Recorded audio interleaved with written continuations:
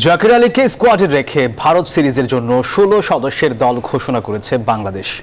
আর পুরোপুরি ফিট না হওয়ায় দলের জায়গা পাননি পেসার শরীফুল ইসলাম। এদিকে মিডল অর্ডারের শক্তি বাড়াতেই জাকিরকে দলে নেওয়া হয়েছে বলে জানান নির্বাচক হান্নান সরকার।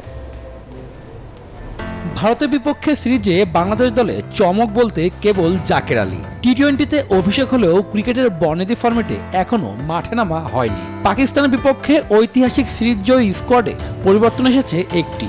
কেন জাকিরকে নেওয়া, কেনই বা শরীফুলের বাদ পড়া, জানিয়েছেন নির্বাচক হান্নান সরকার।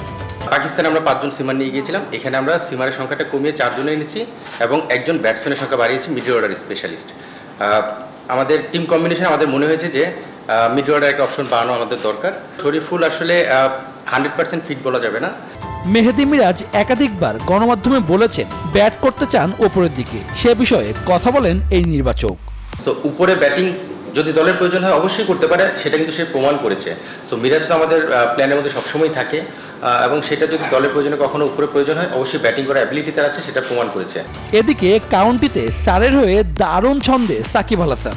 বল হাতে 2 ইনিংসে নিয়েছিলেন 8 উইকেট। তবে ব্যাট হাতে সময়টা ভালো যাচ্ছে না মিস্টার 75-এর।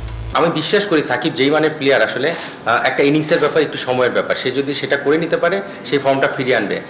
সবচেয়ে বড় অ্যাডভান্টেজ হচ্ছে সাকিব যদি দলে খেলে আমরা দেখছি যে সে 5, 6 এইসব পজিশনে ব্যাটিং করবে, আমরা সোফার চিন্তা করি। এটা কিন্তু অপোনেন্ট টিমের জন্য একটা চিন্তা যে সাকিব উইকেটে রয়েছে। এই 2, 4, 5 ইনিংস দেখে কিন্তু সাকিবকে কেউ রেট করে না। ভারতের বিপক্ষে 2 ম্যাচের টেস্ট সিরিজ খেলতে রোববার দেশ ছাড়বে টাইগাররা। শুভদেবনাথ, নিউজ 24, ঢাকা।